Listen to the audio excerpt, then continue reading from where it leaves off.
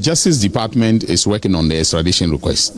Now, you have to understand that what is happening now is in relation to immigration immigration law violations. All right, that is separate and distinct from the extradition request.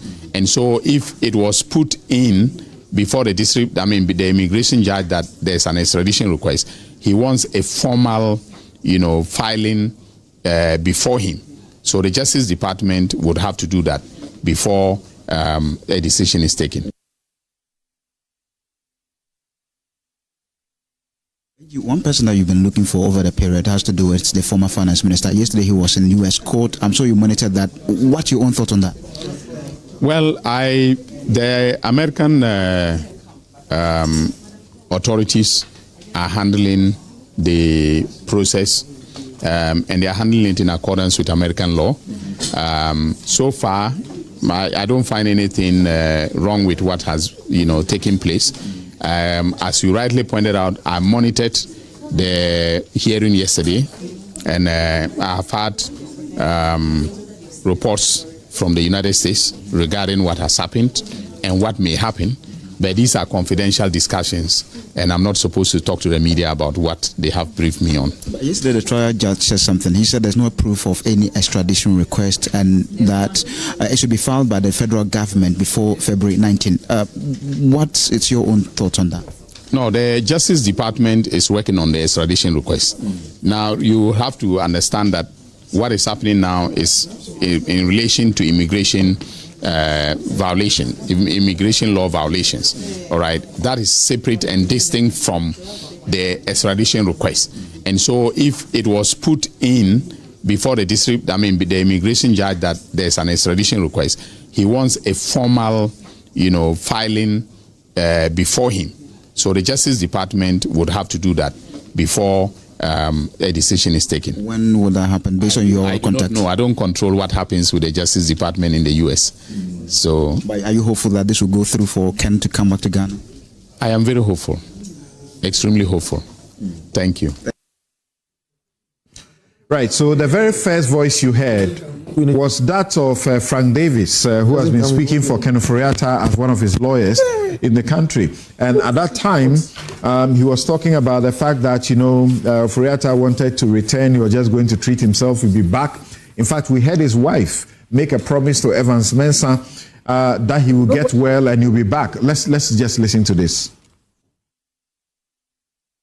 Talked about his work. This is not a Ken who runs away from accountability. Nico! I ask the public to remember when they've heard him speak, he has not shied away from facing up to issues. It's amazing that we've had to deal with cancer in the last year. This is the process by which we have hopefully ensured that it doesn't spread.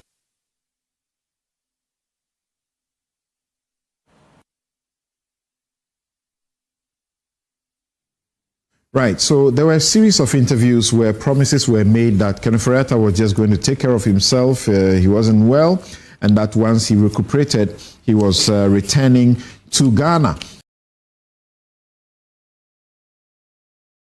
And that he was not running away. But what we got to know, as far as the OSP's processes are concerned, suggests that when the OSP gave the impression that Ken Ofori Atta was not sincere about what he was going to do, and that he had intention to return, that he had no intention to return was the situation. Because the information they supply and the manner in which they project the things to us suggested that by the time the OSP began its chase of Ken Ofori Atta, he had already started to change his status in America.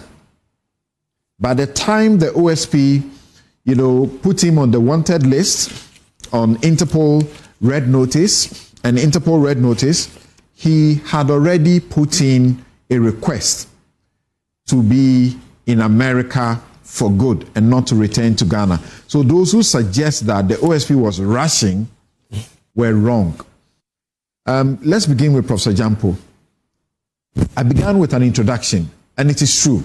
When we sat in this studio, when a good number of you were here, I asked a number of you a question, whether you believed that Ken Ofori Atta would have been in detention for 1 day in Ghana if he submitted himself to law enforcement. And nobody believed that he would have spent even 2 hours or an hour in detention. This is where he is now.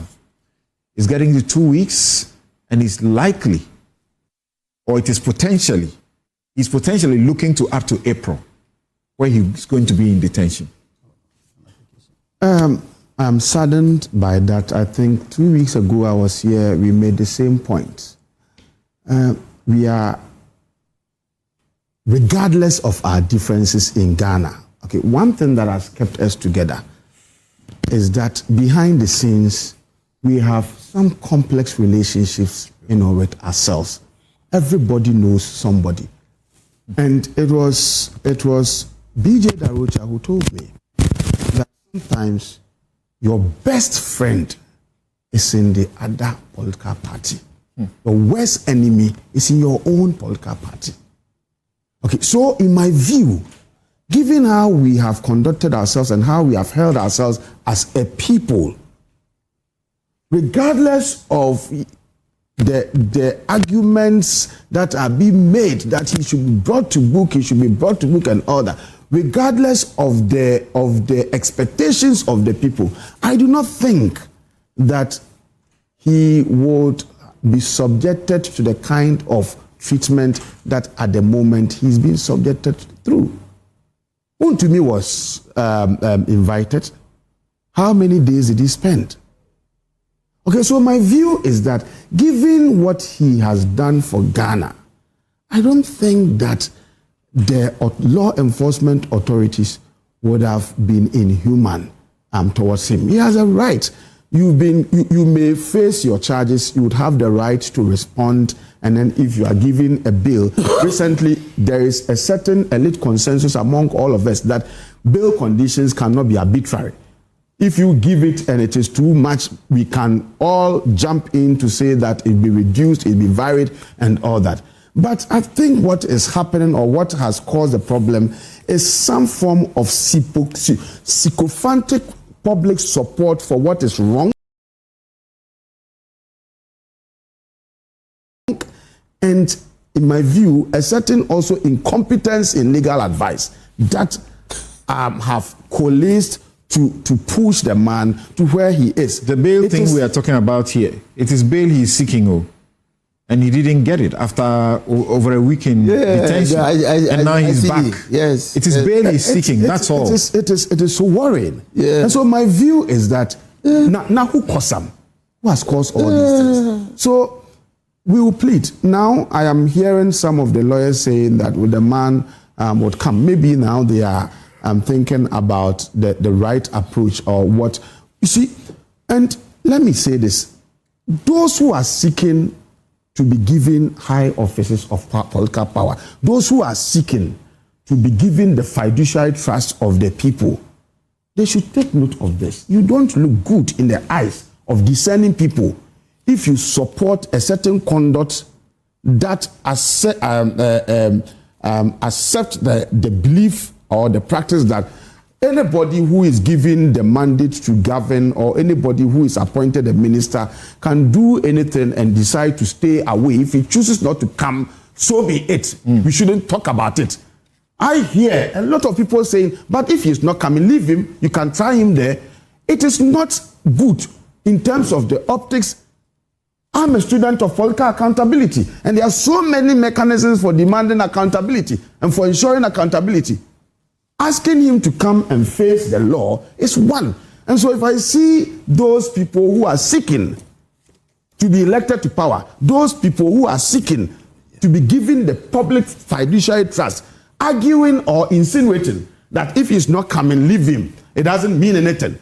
It doesn't make you look good. And it is a slap in the face of our quest to project accountability as one cardinal principle of democratic rule. Do you feel bad that your finance minister, former finance minister, is being held in a detention in the US. And now by 19 February, when they are going to hear again, we are not even too sure if he will get the bail. I felt so sad, I was almost teary when I saw him walk to his chair, took off his cardigan. I think he couldn't even hang it well. He just put it, and then he sat down quietly listening to what was going on. And later, when I think you guys were running a program commentary on it, and when there was a question as to whether he's going to be left out of the hook, at least to go in to his own residence, so that processes will go on. And we're told that no, he's going to remain in detention for up to April. And like you rightly said, in Ghana here, who will do that to you? Regardless of the expectation, let me tell you, people are having higher expectations. One of the reasons why President Mahama had this kind of votes in the election was the belief that the system has been so corrupted and the system is so rotten, and that there is the need for the country to be reset.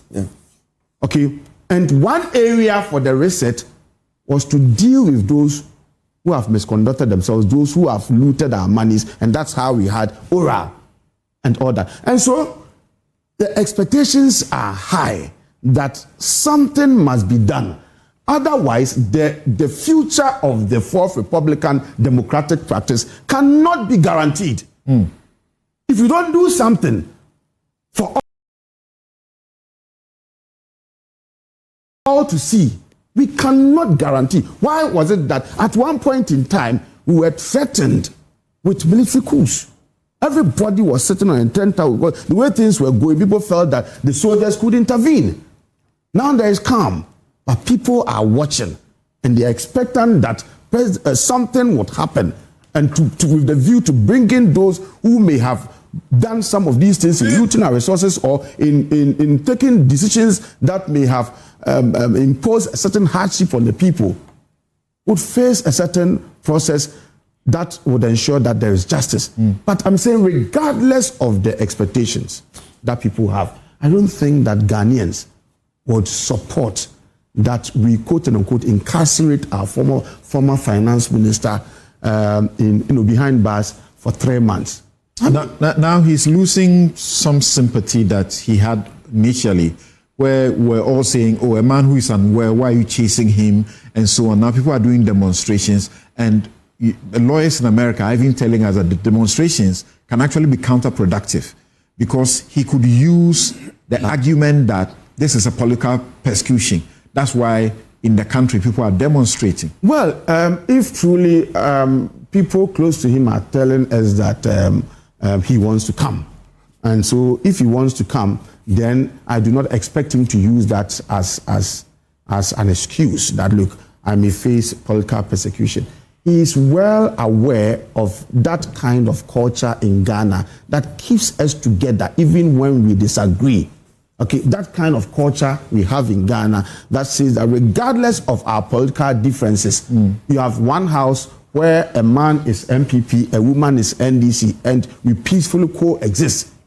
Okay, so I'm thinking that his interests will be better protected if he comes to his country. We're told that Sedina Tamaklo, the fugitive who has already been sentenced to 10 years and she's not available, we're told by the embassy in the US that her hearing for the extradition was supposed to be on 21st, and now they've been sort of blocked out, so there's no information, and so we have heard nothing. How do you feel about that? Well, I feel that look, they should all come and face the law. If you run afoul of the law must take its course. Justice must be served. And I don't see why suddenly we are allowing other people. I mean, even in those countries, even when you haven't done anything wrong, look at the way they treat you. Even when you have not done anything wrong. I had several opportunities when I was done with my PhD to teach in some of these countries. But I said I would not be in somebody's country where I'll be treated as a second-class citizen. I would come and serve my country. And so my point is that even when you have not done anything wrong, see how they treat you. So why will you want to be in somebody's country to be maltreated? And for me, it's an embarrassment to Ghana for our former finance minister to be subjected to that kind of inhuman treatment. Hassan, again, the OSP started this process, and now where are we now? We were all saying we don't believe in the OSP. When the OSP, they were saying that they don't trust him when he says that he was going to treat himself and will be back. When they said they don't trust him, now he's proved them right. And now there are calls on you to bring him back. Otherwise, your political fortunes are affected heavily. But you see, something, this matter, sometime in June last year, that's when Honorable Ken Ofori Atta went for his surgery at the Mayo Clinic. And the records were there. Any person could have verified the veracity or otherwise of that. After undergoing the surgery, I'm sure most of the time you'll find that people have some recuperating period and so on and so forth. Yeah, it may have gone past that period because it's been 6 months now, I believe. It may have gone past that period, but you see, they say that the first law of nature is what? Self-preservation. I am just conjecturing, all right, and allow me to do some conjecture. If I see the way and manner that people like Wont to me and then OCB and all of that have been arrested, and then bail conditions, onerous bail conditions are put on them and so on and so forth. And sometimes, I don't know whether the NSS chief executive has even been left to go. The one who had the 800 million bail. They are all on bail now. They are all on bail. No, he was granted the bail, but he couldn't even meet the bail conditions. Yes, I think it got reduced. Yeah, twice or so. Million and all of that. Twice or so. Is he still not in custody? I think now. He's still in custody. He's still in custody. Really? Let's check. He couldn't meet the bail conditions. Because he's not meeting bail conditions. It's not that he has been denied bail. You understand? That's what I was talking about. The onerous bail conditions. You understand? So all of these things, they don't, go to motivate somebody like that to come. And I'm just speaking, from my perspective. But what is important is that there's too much politicization of, a simple criminal matter. Now, if you look at the case of Sedinata Tamaklo, when she absconded, Attorney General didn't make any fuss. There was no press conference. There was nothing. And until recently, I didn't even know that there was an extradition request that was put in by the Attorney General. You are not following the news. No, at the time, it even just became public. No, it had been public. I had interviewed Afriyie like twice. What I'm saying is that until now, many people did not know that there was even an extradition request. You see, what is important is that we can pursue this case even without the physical presence of, Honorable Ken Ofori Atta. So sometimes you wonder what's going on. It's just sometimes much ado about nothing. Really? It's not easy to extradite people like that. Oh. You remember when... Is it not easy for you to tell him to come? Of course, if I have deep apprehension that you are going to trample on my rights, I have every right to decide whether, I can take this risk or not. Those who have been arrested, their rights been trampled. Oh, but Professor, you are distracting me. You're distracting me.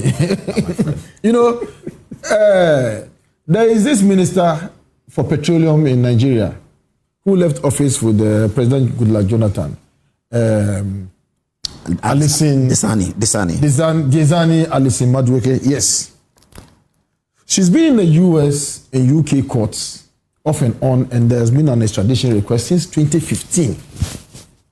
They have been able to go make searches, charge her for all manner of offenses, bribery, corruption, seize properties, and so on and so forth. But the extradition, to date, EFCC has not been able to get the extradition for her to be brought into the country.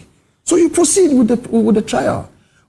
How do you proceed with a trial? He's been charged. Yes. There is a summons. Yes. The summons will be served on him. If it is served on him and then he refuses to honor the summons, there will be an arrest warrant, a bench warrant on him. Yes. then he'll be looked for and arrested. If he's not found, then you say the process can go on. But you can't say that the prosecutor starting the process should say, oh, he's unavailable, so let's go. But see, it's not done. The reality is that he's unavailable. No, and there are remedies under the law. He's available, refusing to make himself present. Technically, he's not available. Because if he was available, he's available to the U.S. government, but not available. You don't necessarily have to have the person physically present. And there are remedies under the law for you to proceed. You are worried without necessarily, going through all these questions have been asked. What kind of a republic do you want? No, that people can do anything they want and jump on the next flight and say whatever you want, do at my back. And you have people like you saying that it doesn't. No, but people have issues with somebody who is yet to be tried. Hold, please. You have issues with somebody who is yet to be tried, but you don't have issues with somebody who was on trial and has actually been convicted, and she's run away out of the country. Who don't have? You're not spending time on the. Why are they not? You're not spending time on the lady. It's high profile. You are not spending time on the. No. Exactly what do you mean? Because wait. Let's avoid that. Let's avoid that obfuscation and misleading of the public. It looks like there's too much attention. The Attorney General of the Republic of Ghana, began an extradition process. Yes. Godfred Dame began an extradition process. Yes. For said in Atamaklo. What else has to be done? No, I'm saying what else has to be done? So we have people demonstrating. We have the people demonstrating at the U.S. Embassy. That one is low-hanging fruit. Okay. Why are they not demonstrating about that one too? So all of these things, I'm building a point. You have turned what would have been pure criminal case into a political persecution. Who has? Hold. There are people, NDC apparatchiks, who are out there, and people who are anti, Ken, who are pro-NDC, who are out there demonstrating. You are building a certain point for the U.S. Embassy people or even the American government to believe that, look, this is not just any simple criminal case. It looks like there are political undercurrents. You understand? So if Ken now is building his case on the point that, look, all of this thing is about political persecution. Look, you make him build a very strong case for himself. Is that something that is believable from where you sit? You make him build a very strong case for himself. You, as a lawyer, in the US. As a lawyer and former minister and in parliament, yes. Is that proposition something you believe? No, it's a proposition that is available for anybody to believe. No, and it's he you can I'm make asking. That case. It's you I'm asking. No, I'm saying that, look, you are doing a case, and every part of the case is in the public domain. And then you are making it look like without Ken, look, all these oral cases, the 200 million or 20 billion or so amount that is supposed to be gotten cannot be got. If he had made himself available, will there be all of this drama? For instance, well, that is out there for the jury to decide. But for instance, what is the real case for Ken to answer? You haven't seen the SML case? That's the SML case. That one we are told is even a tip of the iceberg. And so why are the other cases? So currently, before the judge, the immigration judge, the Department of Homeland Security goes there to talk about the bill, application. And now they themselves introduce an issue regarding the fact that Ken is being pursued under an extradition request before the judge. So the judge was hearing for the first time. So look, but I don't have any formal documents before me. All right? And they presented only BBC reports and then some newspaper, cuttings as proof. Now you have to come. So in this country, apart from that particular SML case, is there any other substantive case? The Attorney General says yes. But there's no case. Has there any case been filed? He's been under investigation. So investigation is not, charge sheets. You need charge sheet. Charge sheet is the foundation of all of these. How do you arrive at a charge sheet? Something. Investigations lead to a charge sheet. So, and they haven't been able to finish the investigations. And you want the man in. Look, prove to Ghanaians. You are talking about, for instance, National Cathedral. National Cathedral, what is the wrongdoing? Forensic reports have been conducted. And even the Attorney General has made comments about that. Where is the wrongdoing? Where is the smoking gun? I'm speaking now, I'm even confused because I want to know exactly what case beyond the SML case that Ken is supposed to answer. And we are so fixated about him coming to Ghana, being extradited and so on and so forth. Look, you can proceed, you can tick all the boxes, and you can secure conviction without necessarily having the man, in this country. That should become the norm. And I think that should become the norm. That cannot be the norm, because in fact it is. You hit a person on the road. You kill them. In fact, you kill them. The police person says, "Oh, I've taken his number. Go rest." In fact, we'll go to court. Is that how it should be done? In fact, it is one of two exceptions since this Fourth Republic started.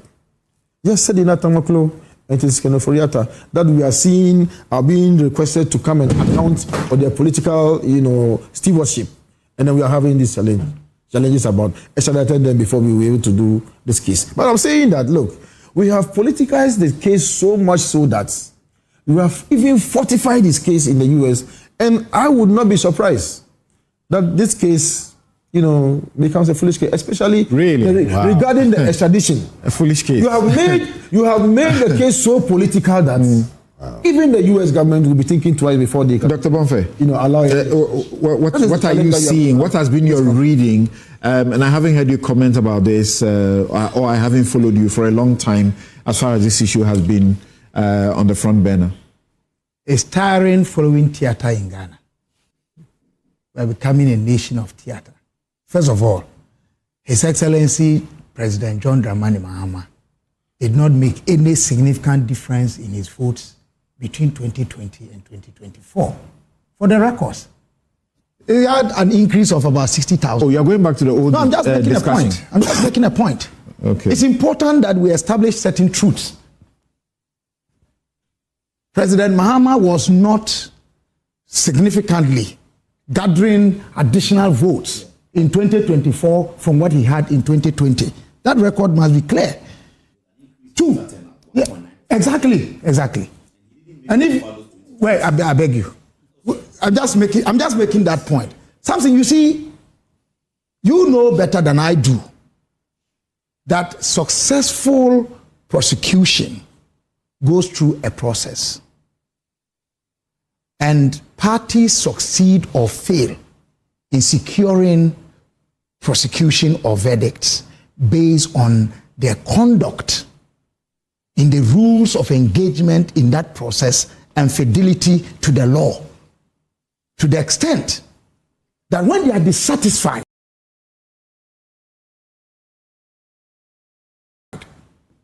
with the outcome, they have rights of appeal to certain levels. Why are we sitting here talking that you have misappropriated public funds? Come and account for it, and you are running away from it. And that means you are running from accountability. Is that the case? Then what should the people think? As I sit here, it's not about what the people should think. It's about what narrative we put out there. Especially those of us who are privileged and opportuned to speak on national matters, no matter what we feel. If I were Ken Ofori Atta, and I'm happy I'm not him, I won't get myself into this. And if Ken Ofori Atta was thinking the way I am thinking, this matter would not have reached where it has reached. What is annoying and disgusting, we sat in this country when a president-elect without constitutional authority set up a so-called ORA. And so fixated with accountability, we did not question it. What power did President-elect Mahama have to appoint ORA? Did he? Tell me, within the Constitution. None. But he did it. It's a campaign promise. Because they campaigned on that. That ORA has virtually been subsumed into some legality because the Attorney General says it's working. ORA doesn't exist. I'm saying what they did. The committee does not exist. Hold on. Come on. That's a fluke. You are rather empowering my point. That today, that so-called oral has died out. Really? But where is it? But you are saying it. The committee doesn't exist. Committee. Yes, but what about their report? It's been subsumed by the Attorney General to work with. To investigate. To what end? So what was the politics about it all about? Something. To get successful prosecution requires due diligence, patience. soberness or sobriety and careful tact, diligence. It's not the political noise. Where is that missing? It's missing in this. How? Now tell me, this hula baloo about Ken must come. If he doesn't come, as if we are disabled by law to get to justice, the overall questions of accountability. My understanding was that he's even represented by lawyers in this matter. And that with the question I'm asking is, have they responded to the charges that have been leveled against him? Those are the issues that should be of concern to us. And what are their responses? We are not concerned about those things. There's no requirement in law, in criminal law, that when a charge sheet is put in the court, yes, a lawyer should file a response. You can even decide that at the end of their prosecuting, you say that there's no case for you to answer, and the judge, you know that. So why? Why is it that we are making it as if that person is exercising his rights under our very constitution, as you have very much said, then it means he's running away from the correction I was seeking to make is that if today the court called a number of people charged with a particular offense, a lawyer cannot walk to the courtroom and say, I represent Samson Addy. Yes. When Samson is not in the courtroom. When Samson is not in the courtroom. When Samson has not appointed you to represent him. No, in criminal law, the person appears. Yes. And then you, the lawyer, appear to represent the person. To say, my name is Samson, I'm representing Kwabena Agyapong. And Kwabena must be there. Present. Without that, it doesn't work. Samson, I'm saying that, but our laws anticipated, or the framers of our constitution anticipated that there will be somebody who, facing criminal charges or trial, may abscond or run away and remedy that by possible trial in absentia. The law has also made provision for that. And I'm saying that overall, we want Ken to come.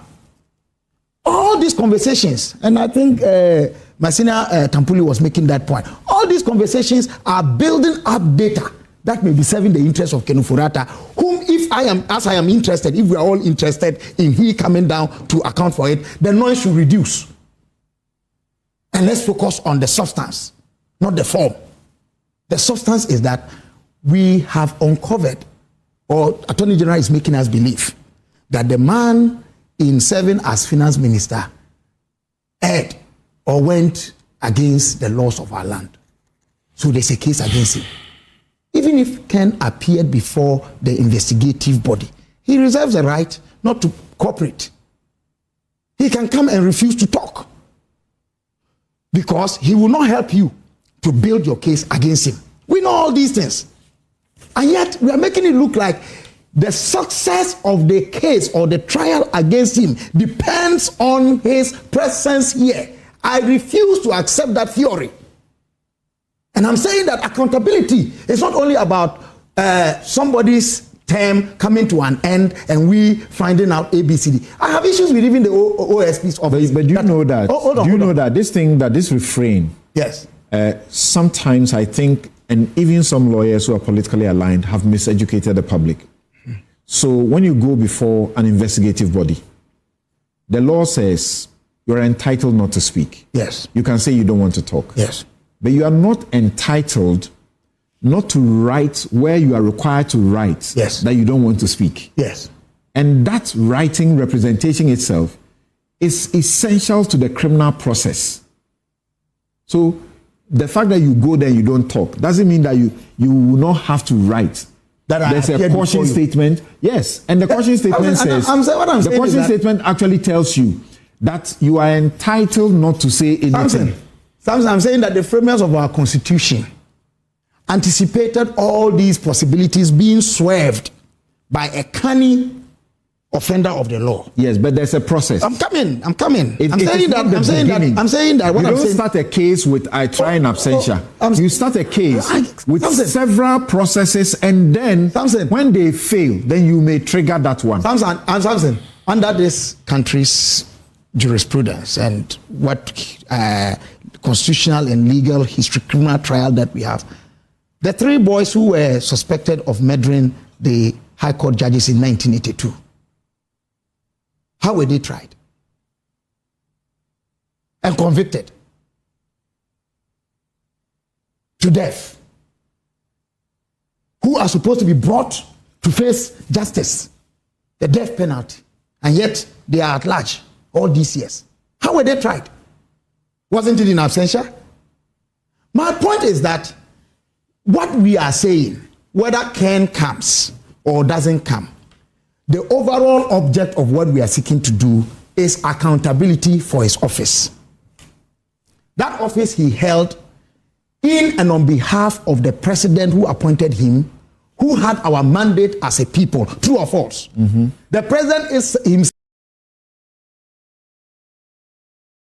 himself is not immune from prosecution or questioning under this constitution within 3 years of expiration of his term, true or false. So when we make it look as if without Ken Ofori Atta's presence, we cannot get accountability for his office or his tenure, I reject that proposition. I may be wrong, but I'm saying that I reject that proposition, and I have spoken to well-seasoned and reasoned persons knowledgeable in the practice and the theories of the law who advise me that I have a point in that the issue is that people have just been running ahead of themselves when they don't know the law, or people who are politically minded, partisan, decide to put the law aside. If you read the Constitution, it's clean. You see, if you don't take the processes that you are required to take, and you even go and get a conviction against him, it can be set aside. Good, because you didn't follow the processes. So what is wrong that you are criticizing? That they are following the processes, so that in the end, if they can't get him through those processes, then the trial can go on because they have fulfilled all other righteousness. So Ken, Samson. He's not Ken. Here is my Ken plea. is in America. Here is my plea to you. I'm saying that, bottom line, what should be tying us together is the fact that we want justice and we want accountability.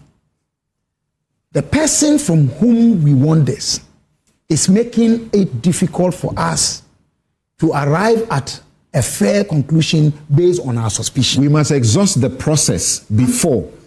I'm saying that you can exhaust that process, but exhausting that process will not lie with you and I discussing it here. Yes, but your suggestion as has been made by others. Hold on. It's as if truncate the process and begin a trial in absentia. I use my words advisedly, and I've chosen my words. I have never suggested to you I want some process to be truncated. Have I? No, but as long as you and Hassan are saying that you don't need him to prosecute, and so you should go on. You can't go on. Did I suggest that truncate a certain process of? I made predicated or premise my argument on the fact that we all know that successful prosecution goes through a certain process, and that the conduct of the party seeking victory or success is dependent on how faithful they are to the requirements. Didn't I premise my argument with that? You're right. Good. So my point is simple. There is too much theater and politicking with things that require thorough law processes. And the earlier we got out of that, the better. Last point. It must be understood. And I think you made that point to Samson, that if Ken was in Ghana, he could not have been detained as he's been detained in America. That's not true. People have been detained in this country. And those are the things that have led to people marching out on the streets under different regimes. As we speak now, there are people who are held in custody. When judges have even said that tone down the bail conditions, we have toned it down. Executing it becomes a problem. We know these things. From where I sit, Kabila, that's my viewpoint. From where I sit, I'm saying that if Ken Ofori Atta submits himself to law enforcement in Ghana, I don't see him spending a day and night. I don't believe so. Those who agree with me, fine. Those who don't, fine. So you can say you don't believe, but don't say it's not true. Sometimes you are categorical and emphatic about some of these. Right. You can say it's less categorical than you. Oh, please. Let me conclude that, please. I'm not answering to you. Right. I'm going to Paul. So my point is that at the end of the day, let's do the right things and all these hula balloos. But the right things are what are being done. Yes, Paul. A small point. Please, Prof. Yes, go ahead. Point. I just want to make a brief remark about Kwabena's insistence that the president needed a certain constitutional provision or mandate. You don't need to. I've written it. Yes, thank you. Thank you. I didn't say the president. I didn't say the president. Please. If you want to refer to me, quote me when I said president-elect with no power. The president-elect. Okay. Yes. He has no power under our constitution. You see, thank you. So what are you talking about? We should move on. Because that issue has been responded to so many times, even before the oral committee was collapsed. There's another one. I also want to make the point again, because I know my brother Paul will go on that tangent, but how do you second guessing the my friend? No, we're saying campaign. We used to be the same party on campus, but now we have. The dogmas of accountability, in my view, is not better served when there is a certain posturing that publicly is espoused to support the view that Ken's unwillingness to show up in Ghana, even in the face of lawful body demanding that he comes, even in the face of the generality of the citizenry saying that he should come.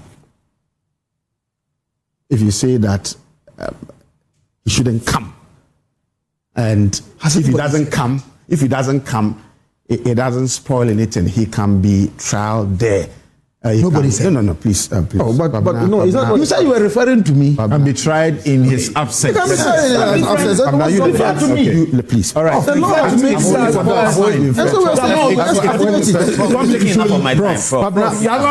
I'm your teacher. Thank you. I am your teacher. Thank you. Before I became my teacher. I'm your teacher. Before I became my teacher. We had a relationship before you became my teacher. Yes, let's hear Paul.